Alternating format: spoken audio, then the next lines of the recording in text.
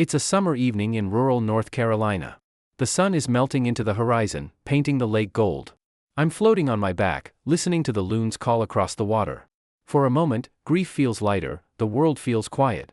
Then, W-E-O-O, W-E-O-O. Police sirens slice through the cricket's chorus like a buzzsaw through silk. My stomach drops. Gravel crunches. Sheriff Deputy Martinez's cruiser pulls up my driveway.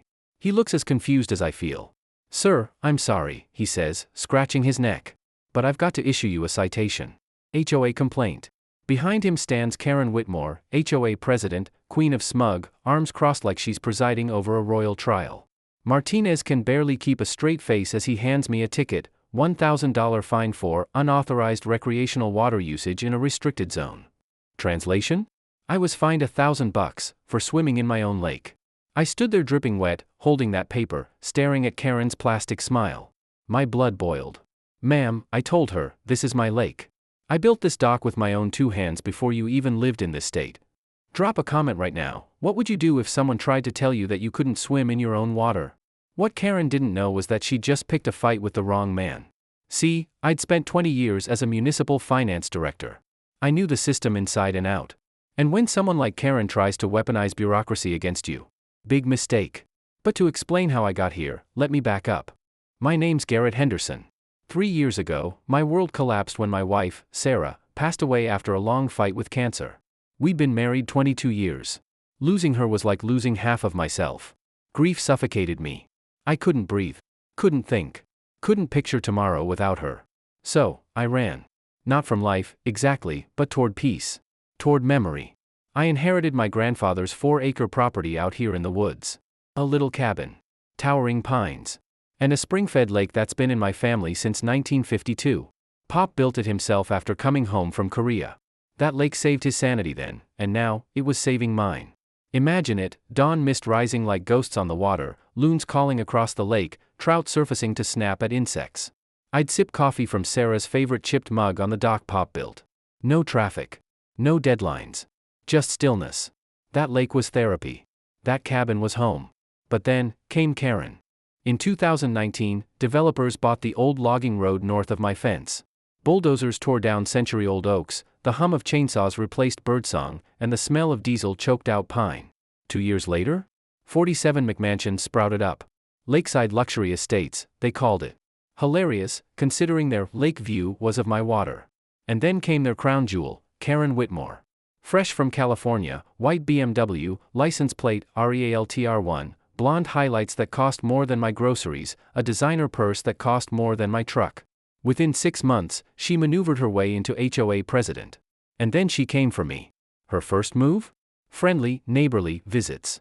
Clicking across my gravel driveway in stilettos, which, let me tell you, sound like a tap dancer with a concussion on gravel. She'd bring store-bought cookies, comment on my cabin's character, then slip in offers to buy my land cheap. I declined. Politely. Firmly. That smile of hers cracked. Behind it, I saw the shark. The harassment began. County complaints about my dock, which had permits older than her subdivision. Allegations that my trout contaminated the watershed. Inspectors laughed in her face, my lake was cleaner than most municipal supplies. But Karen didn't stop. She dug through dusty law books until she found an obscure 1920s ordinance about recreational water permits. Then, with her connections, she convinced the county to amend it retroactively. Suddenly, any lake activity within 500 feet of residential property required HOA approval. Translation? She thought she controlled my water. And that's when she called the cops on me for swimming. 2 weeks later, she upped the ante. One morning, multiple cars crunched up my driveway. Out stepped Karen, smug as ever, alongside a guy in a wrinkled inspector uniform, name tag, Randy Morrison. Clipboard in hand like it was Excalibur. "Mr. Henderson," Karen chirped. "We've received an anonymous complaint about your commercial fishing operation." I nearly choked on my coffee. "This isn't commercial," I said. "I stock trout for personal use. That's it." Randy puffed up, slapped his clipboard. "Sir, without a business license, I'll need to issue daily fines, $500 a day. Until you comply." Now, I'd dealt with my share of crooked inspectors in my municipal days. Randy had the same greasy confidence of a used car salesman. So I played along. Showed him my deed. My permits. My receipts. He barely looked. "Doesn't matter. Shut it down." But what Randy didn't know. His credentials had expired 2 years ago. He wasn't even legally an inspector. That night, I dug into records, screenshot his expired license, filed a complaint with the state board, and uncovered that he'd been running scams across 3 counties. By the time I was done, Randy was facing $10,000 in fines and a potential criminal case. And Karen? She panicked. 3 days later, a letter appeared in my mailbox. Official HOA letterhead. A liability insurance surcharge of $500 a month for dangerous water activities. Backdated to January. It was July. They claimed I owed $3,000. They were basically charging me rent to swim in a lake my grandfather dug. But see, I know the law. Property rights are sacred. You can't just invent fees for someone else's land. So I filed for an injunction in county court. And while I was at it, I hired a surveyor. Call it instinct. When the results came back, I almost danced on the dock. Turns out 3 of their McMansions, including Karen's cousin Danny's, were built 15 feet onto state forest land. I made an anonymous tip. Within a week, the forestry department slapped them with violation notices. Fines of $50,000 per house plus potential demolition. Suddenly, Karen's little $3,000 shakedown looked like pocket change. But Karen still wasn't done. She called Channel 7 News, painting me as some eco-terrorist polluting the water supply. Reporter Megan Torres showed up with a cameraman. Karen lurked in the background, flanked by neighbors wearing expressions of fake concern. The questions came fast. Are you aware of the risks? Do you care about property values? Children's safety? I stayed calm. 20 years in public service teaches you that. I dipped a clear glass into the lake, raised it to the camera, and drank it. Slowly. Karen's face twisted like she'd bitten a lemon. Then I pulled out a binder of water tests, permits, deeds, and photos. Megan flipped through, her eyebrows climbing higher with every page. When she turned the camera on Karen, "Mrs. Whitmore, do you have any evidence for your claims?" Karen stammered. Evaded. Her eye twitched. On live TV. By the follow-up segment, the community had turned. My voicemail filled with messages of support. Neighbors confessed they'd been scared to oppose Karen before. Now, they had proof she was a fraud. Karen, humiliated, called in reinforcements. Deputy Carl Jenkins showed up with Karen tailing behind him. "We've had complaints," he said, pulling out a citation pad. "Carl," I said, calm as ever, "check the docket. Judge Harlan signed an injunction last week. Any citation here? Automatically void." Karen snapped. Grabbed the pad. Scribbled her own violation. "If the county won't enforce it, I will. I'm the HOA president." I smiled. "That's impersonating an officer, Karen. State Penal Code. Up to a year in jail." Even Jenkins froze. He knew I was right. The next day, Sheriff Albright himself came out. "A no-nonsense man.